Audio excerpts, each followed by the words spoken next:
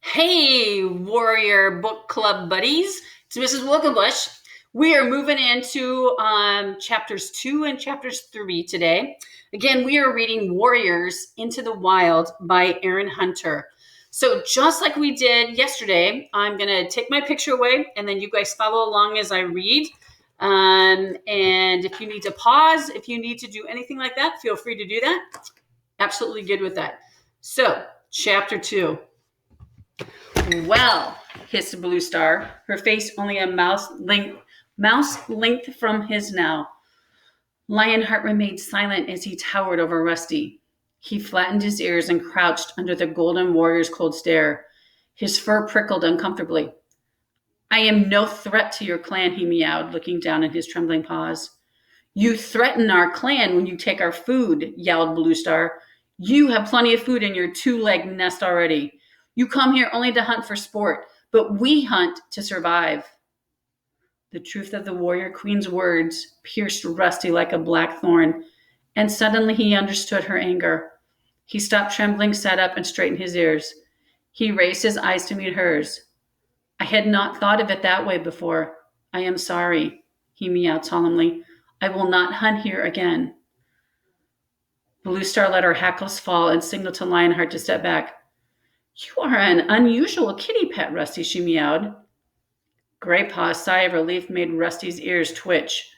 He heard the approval in Blue Star's voice and noticed as she swapped a meaningful glance with Lionheart. The look made him curious. What flashed between the two warriors? Quietly, he asked, Is survival here really so hard? Our territory covers only part of the forest, answered Blue Star. We compete with other clans for what we have.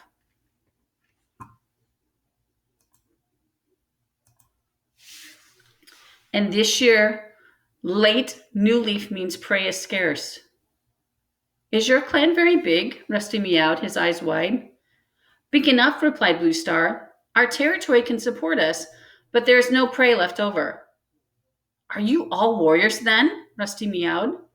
Blue Star's guarded answers were just making him more and more curious. Lionheart answered him. Some are warriors. Some are too young or too old or too busy caring for kits to hunt. And you all live and share prey together? Rusty murmured in awe, thinking a little guiltily of his own easy, selfish life. Blue Star looked again at Lionheart. The golden tabby stared back at her steadily. At last she returned her gaze to Rusty and meowed. Perhaps you should find out these things for yourself. Would you like to join ThunderClan? Rusty was so surprised he couldn't speak. Blue Star went on. If you did, you would train with Graypaw to become a clan warrior. But kitty cats can't be warriors, Graypaw blurted out. They don't have warrior blood. A sad look clouded Blue Star's eyes. Warrior blood, she echoed with a sigh. Too much of it has been spilled lately. Blue Star fell silent, and Lionheart meowed. Blue Star is only offering you training, young kit. There is no guarantee you would become a full warrior. It might prove too difficult for you. After all, you are used to a comfortable life. Rusty was stung by Lionheart's words. He swung his head around to face the golden tabby. Why offer me the chance then? But it was Blue Star who answered. You are right to question our motives, young one. The fact is, ThunderClan needs more warriors. Understand that Blue Star does not make this offer lightly, warned Lionheart. If you wish to train with us, we will have to take you into our clan. You must either live with us and respect our ways, or return to your two-legged place and never come back. You cannot live with the paw in each world. A cool breeze stirred the undergrowth, ruffling Rusty's fur. He shivered, not with cold but with excitement at the incredible possibilities opening up in front of him. Are you wondering if it's worth giving up your comfortable kitty pet life? Asked Blue Star gently. But do you realize the price you will pay for your warmth and food? Rusty looked at her, puzzled. Surely his encounter with these cats had proved to him just how easy and luxurious his life was. I can tell that you are still a Tom, Blue Star added, despite the two-legged stench that clings to your fur. What do you mean, still a Tom? You haven't been taken by the two legs to see a cutter, meowed Blue Star gravely. You would be very different then. Not quite so keen to fight a clad cat, I suspect. Rusty was confused.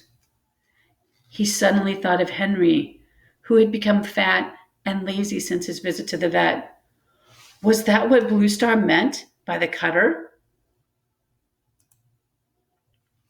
The clan may not be able to offer you such easy food or warmth, continued Blue Star.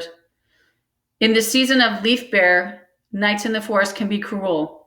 The clan will demand great loyalty and hard work. You will be expected to protect the clan with your life if necessary. And there are many mouths to feed, but the rewards are great. You will remain a Tom. You will be trained in the ways of the wild. You will learn what it is like to be a real cat. The strength and the fellowship of the clan will always be with you, even when you hunt alone. Rusty's head reeled. Blue Star seemed to be offering him the life he had lived so many times and so tantalizing in his dreams. But could he live like that for real? Lionheart interrupted his thoughts. Come, Blue Star, let's not waste any more time here. We must be ready to join the other patrol at Moon High. Tiger Claw will wonder what has become of us. He stood up, flicked his tail expectantly. Wait, Rusty meowed. Can I think about your offer? Blue Star looked at him for a long moment and nodded. Lionheart will be here tomorrow at Sun-High, she told him. Give him your answer then. Blue Star murmured at a low signal, and in a single movement, the three cats turned and disappeared into the undergrowth. Rusty blinked. He stared, excited, uncertain, up past the ferns that encircled him, through the canopy of leaves to the stars that glittered in this clear sky. The scent of the clan cat still hung heavy in the evening air. And as Rusty turned and headed for home, he felt a strange sensation inside of him, tugging him back into the depths of the forest. His fur pricked deliciously in the light wind, and the rustling leaves seemed to whisper his name into the shadows. Chapter 3. That morning, as Rusty slept off his night's wanderings, the mouse dream came again, even more vivid than before. Free of his collar, beneath the moon, he stalked the timid creature, but this time he was aware of being watched. Shining from the shadows of the forest, he saw dozens of yellow eyes. The clan cats had entered his dream world. Rusty woke, blinking in the bright sunshine that was streaming across the kitchen floor. His fur felt heavy and thick with warmth. His food bowl had been topped up, and his water bowl rinsed out and filled with bitter-tasting two-leg water. Rusty preferred drinking from the puddles outside, but when it was hot or he was very thirsty, he had to admit it was easier to lap up the water indoors. Could he really abandon this comfortable life? He ate, then pushed his way out of the cat flap into the garden. The day promised to be warm, and the garden was heavy with the smell of early blossoms. Hello, Rusty, meowed a voice from the fence. It was Smudge. You should have been awake an hour ago. The berry sparrows are out stretching their wings. Did you catch any? Rusty asked. Smudge yawned and licked his nose. Couldn't be bothered. I'd already eaten enough at home. Anyway, why weren't you out earlier? Yesterday you were complaining about Henry sleeping his time away, and today you're not much better yourself. Rusty sat down on the cool earth beside the fence, curled his tail neatly over his front paws. I was in the woods last night, he reminded his friend. At once he felt the blood stir in his veins and his fur stiffen. Smudge looked down at him, his eyes wide. Oh, yes, I forgot. How was it? Did you catch anything, or did anything catch you? Rusty paused, not sure how to tell his old friend what had happened. I met some wild cats, he began. What? Smudge was clear to shock. Did you get into a fight? Sort of. Rusty could feel the energy surging through his body again as he recalled the strength and the power of the clan cats. Were you hurt? What happened? Smudge prompted him eagerly. There were 3 of them, bigger and stronger than any of us. And you fought all 3 of them? Smudge interrupted, his tail twitching with excitement. No, Rusty meowed hastily. Just the youngest one. The other 2 came later. How come they didn't shred you to pieces? They just warned me to leave their territory. But then, Rusty hesitated. What? Mewed Smudge impatiently. They asked me to join their clan. Smudge's whiskers quivered disbelievingly. Well, they did, Rusty and Son insisted. Well, why would they do that? I don't know, Rusty admitted. I think they need extra paws in their clan. Sounds a bit odd to me, Smudge mewed doubtfully. I wouldn't trust them if I were you. Rusty looked at Smudge. His black and white friend had never shown any interest in venturing into the woods. He was perfectly content with his housefolk. He would never understand their restless longing that Rusty's dreams stirred in him night after night. But I do trust them, Rusty purred softly, and I've made up my mind. I'm going to join them. Smudge scrambled down from the fence and stood in front of Rusty. Please don't go, Rusty, he mewed in alarm. I might never see you again. Rusty nudged him affectionately with his head. Don't worry. My housefolk will get another cat. You'll get on with him just fine. You get along with everyone. But it won't be the same, Smudge wailed. Rusty twitched his tail impatiently. That's just the point. If I stay around here till they take me to the cutter, I won't be the same either.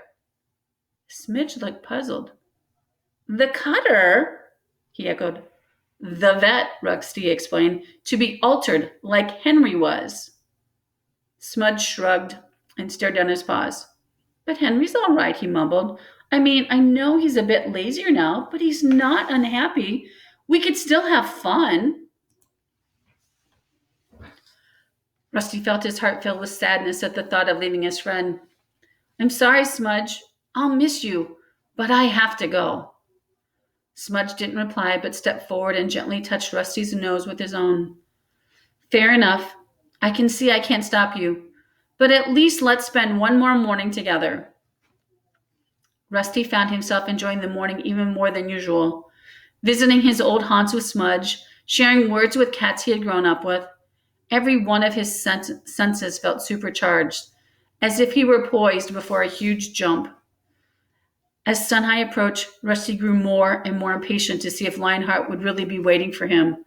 The idle buzz of meows from his old friend seemed to fade into the background as all of his senses strained toward the woods. Rusty jumped down from his garden fence for the last time and crept into the woods. He had said his goodbyes to Smudge.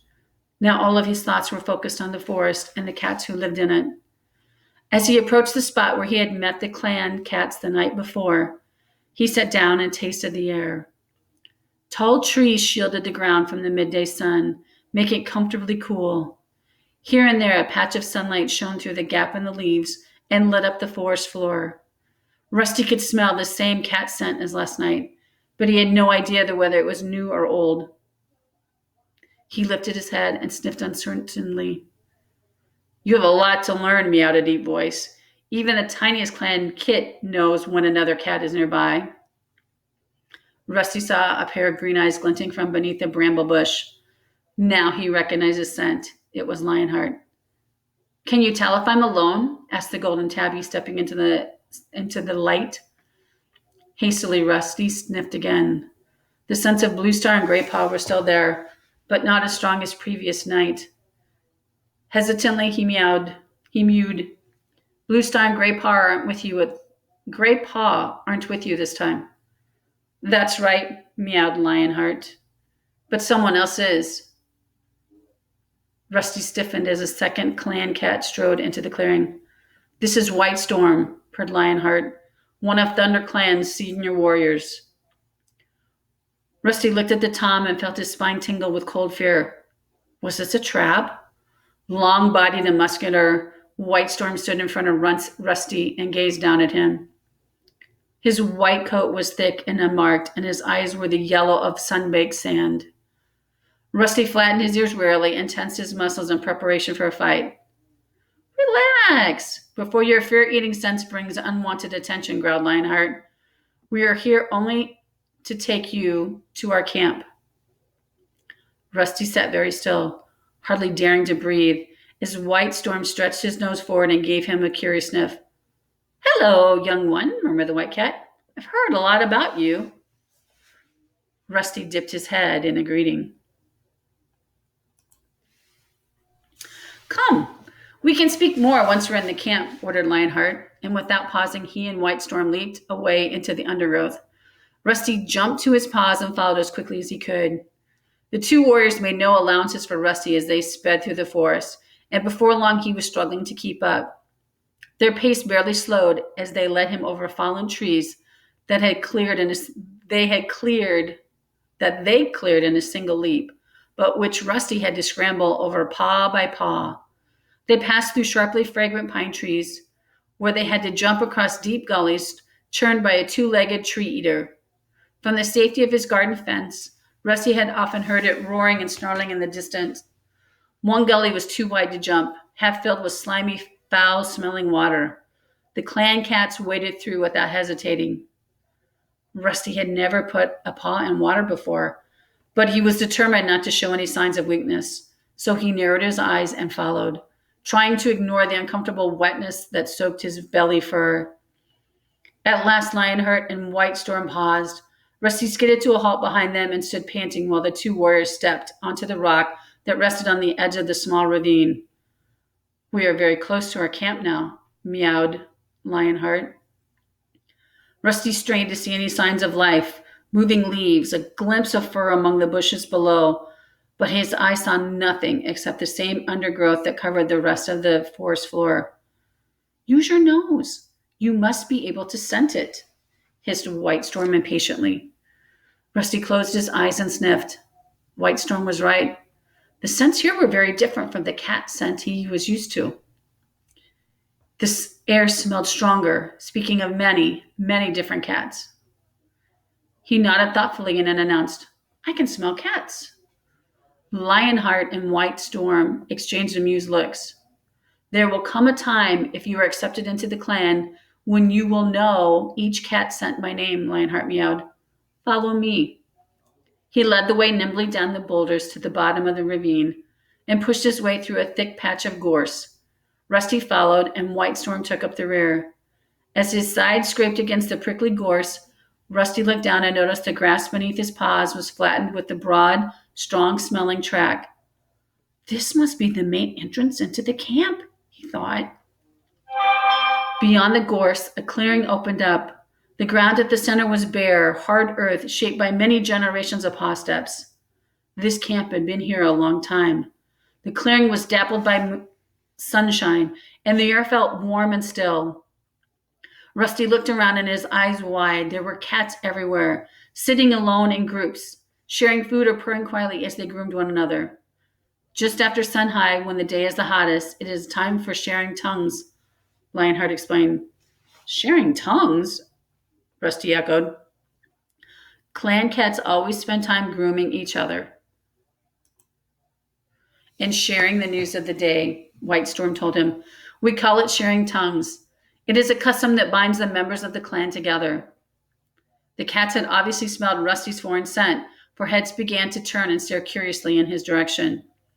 Suddenly shy of meeting any cat's gaze directly, Rusty looked around the clearing.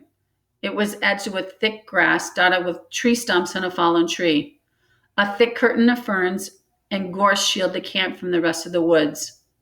Over there, meowed Lionheart, flicking his tail toward an impenetrable-looking tangle of brambles, is the nursery, where the kits are cared for. Rusty swiveled his ears toward the bushes. He couldn't see through the knot of prickly branches, but he could hear the mewling of several kittens from somewhere inside as he watched a ginger cat squirmed out through the small gap in the front. That must be one of the queens, Rusty thought. A tabby queen with distinctive black markings appeared around the bramble bush. The two she-cats exchanged a friendly lick between the ears before the tabby slipped inside the nursery, murmuring to the squealing kits. The care of our kids is shared by all of the queens, meowed Lionheart. All cats serve the clan. Loyalty to the clan is the first law in our warrior code, a lesson you must learn quickly if you wish to stay with us. Here comes Blue Star, meowed White Storm, sniffing the air.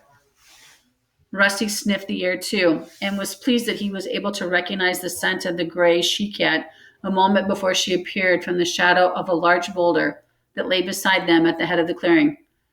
He came, Blue Star purred, addressing the warriors. White Storm replied. Lionheart was convinced he would not. Rusty noticed the tip of Blue Star's tail switch impatiently. Well, what do you think of him? She asked. He kept up well on the return journey, despite his puny size, White Storm admitted. He certainly seemed strong enough for a kitty pet. So it is agreed? Blue Star looked at Lionheart and White Storm. Both cats nodded. Then I shall announce his arrival to the clan. Blue Star leaped up onto the boulder and yelled. Let all those cats old enough to catch their own prey join here beneath the high rock for a clan meeting. Her clear call brought all the cats trotting toward her, emerging like liquid shadows from the edges of the clearing. Rusty stayed where he was, flanked by Lionheart and White Storm. The other cats settled themselves below the high rock and looked expectantly up at their leader. Rusty felt a rush as he recognized Gray Paw's thick gray fur among the cats. Beside him sat a young tortoiseshell queen, her black-tipped tail tucked neatly over her small white paws. A large dark gray tabby crouched behind them, the black stripes on his fur looking like shadows on the moonlit forest floor. When the cats were still, Blue Star spoke. ThunderClan needs more warriors, she began. Never before have we had so few apprentices in training. It has been decided that the ThunderClan will take in an outsider to train as a warrior. Rusty heard indignant mutterings erupt among the clan cats, but Blue Star silenced them with the firm yell. I have found a cat who is willing to become an apprentice of the ThunderClan. Lucky to become an apprentice, caterwauled a loud voice above the ripple of shock that spread through the cats. Rusty craned his neck and saw a pale tabby cat standing up, glaring defiantly at the leader. Blue Star ignored the tabby and addressed all of her clan. Lionheart and White Storm have met this young cat, and they agree with me that we should train him with the other apprentices. Rusty looked up at Lionheart, then back at the clan, to find all the eyes were on him now. His fur prickled and he swallowed nervously. There was a silence for a moment. Rusty was sure they must all be able to hear his heart pulsing and smell his fear scent. Now, a deafening crescendo of caterwauling rose the crowd. Where does he come from? Which clan does he belong to? What a strange scent he carries. That's not the scent of any clan I know. Then one yell in particular sounded out above the rest. Well, look at his collar. He's a kitty pet. It was the pale tabby again. Once a kitty pet, always a kitty pet. This clan needs wild-born warriors to defend it, not another soft mouth to feed. Lionheart bent down and hissed into Rusty's ear. That tabby is Longtail. He smells your fear. They all do. You must prove to him and the other cats that your fear won't hold you back. But Rusty couldn't move. How could he ever prove to these fierce cats that he wasn't just a kitty pet? The tabby continued to jeer at him. Your collar is a mark of the 2 legs, and that noisy jingling will make you a poor hunter at best. At worst, it will bring 2 legs into our territory, looking for the poor lost kitty cat who fills the woods with his pitiful thinking. All the cats howled in agreement. Longtail went on, well aware that he had the support of his audience. The noise of your treacherous bell will alert our enemies, even if your 2-legged stench doesn't. Lionheart hissed into Rusty's ear once more. Do you back down to the challenge? Rusty did not move, but this time he was trying to pinpoint Longtail's position. There he was, just behind the dusky brown queen. Rusty flattened his ears, narrowed his eyes, hissing, leapt through the startled cats to fling himself onto his tormentor. Longtail was completely unprepared for Rusty's attack. He staggered sideways, losing his footing on the hard-baked earth. Filled with rage and desperate to prove himself, Rusty dug his claws deep into the tabby cat's fur. and sank his teeth. No subtle rituals of swiping and boxing preceded this fight. The two cats were locked in a screaming, writhing tussle that flipped and somersaulted around the clearing at the heart of the camp. The other cats had to spring out of the way to avoid the screeching whirlwind of fur. As Rusty scratched and struggled, he was suddenly aware that he felt no fear, only exhilaration. Through the roaring of the blood in his ears, he could hear the cats around them wailing with excitement. Then Rusty felt his collar tighten around his neck. Longtail had gripped it between his teeth and was tugging, and tugging hard. Rusty felt a terrible pressure at his throat. Unable to breathe, he started to panic. He writhed and twisted, but each movement only made the pressure worse. Retching and gulping for air, he summoned all his strength and tried to pull away from Longtail's grip. And then suddenly, with a loud snap, he was free. Longtail tumbled away from him. Rusty scrambled to his paws and looked around. Longtail was crouching 3 lengths away, and dangling from Longtail's mouth, Rusty saw his collar, mangled and broken. At once, Blue Star leaped down from the high rock and silenced the noisy crowd with a thunderous caterwaul. Rusty and Longtail remained fixed to the spot, gasping for breath. Clumps of fur hung from their ruffled coats. Rusty could feel a cut stinging above his eye.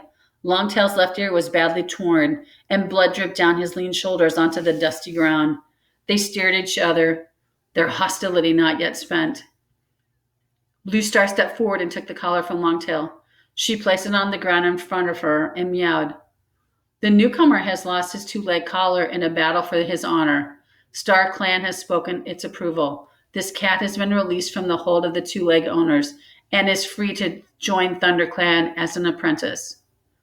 Rusty looked at Blue Star and solemnly nodded his acceptance. He stood up and stepped forward into the shaft of sunshine, welcoming the warmth on his sore muscles. The pool of light blazed bright on his orange pelt, making his fur glow. Rusty lifted his head proudly and looked at the cats that surrounded him. This time no cat argued or jeered.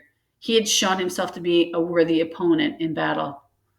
Blue Star approached Rusty and placed the shredded collar on the ground in front of him.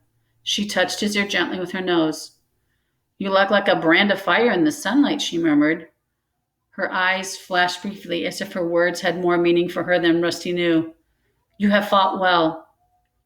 Then she turned to the clan and announced, "From this day forward, until he has earned his warrior name, this apprentice shall be called Firepaw, in honor of his flame-colored coat."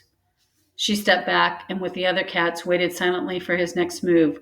Without hesitating, Rusty turned and kicked dust and grass over his collar as though bearing his dirt. Longtail growled and limped out of the clearing toward the fern-shaded corner. The cats split into groups, murmuring to each other excitedly, "Hey, Firepaw!" Rusty heard Gray Paw's friendly voice behind him. "Firepaw!" A thrill of pride surged through him at the sound of his new name. He turned to greet the gray apprentice with a welcoming sniff. "Great fight," Firepaw mewed Gray Paw, "especially for a kitty pet. Longtail's a warrior, although he's only finished his training 2 moons ago.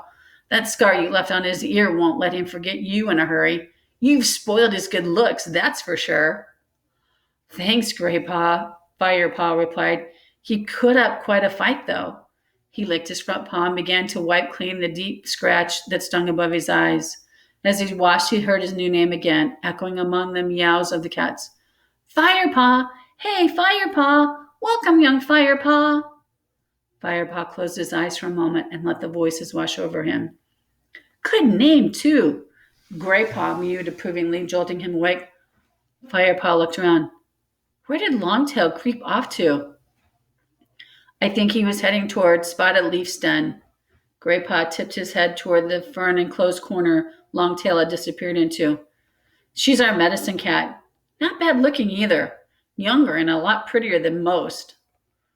A low yowl next to the 2 cats stopped Graypaw mid-speech.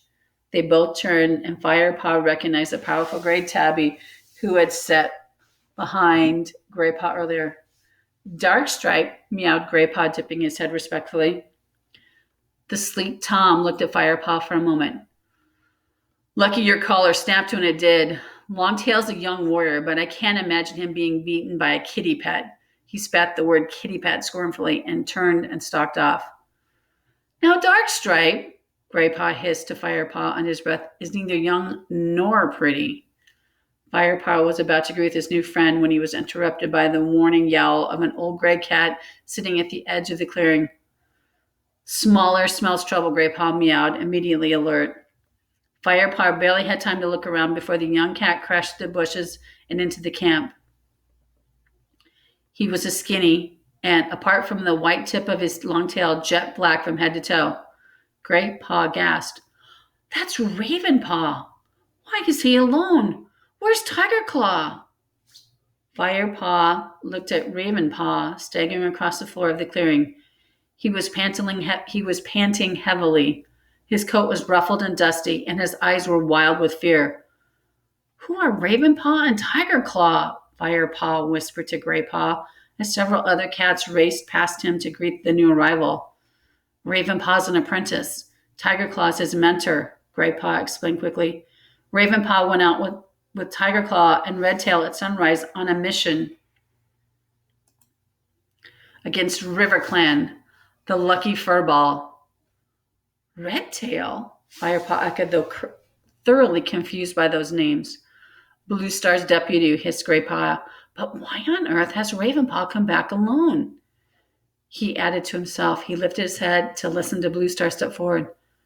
Ravenpaw, the she-cat spoke calmly, but the look of worry clouded her blue eyes. The other cats drew back, curling their lips with anxiety. What has happened? Blue Star jumped onto the high rock and looked down at the chummy cat. Speak, Ravenpaw. Ravenpaw was still struggling for breath, and his sides heaved fitfully while the dust around him turned red with blood. But he still managed to scramble up onto the high rock and stand beside Blue Star. He turned to the crowd of eager faces that surrounded him and summoned enough breath to declare, Redtail is dead. Whew, this is getting really good. I don't know about you guys, but some of those are tongue twisters between the paws and all of this, the different names that they're coming up with these. You're going to have to pay really close attention to keep track of those. So with that, we are done with today's lesson, and I will see you tomorrow with our next lesson. Have a good afternoon, Riverside Rockets.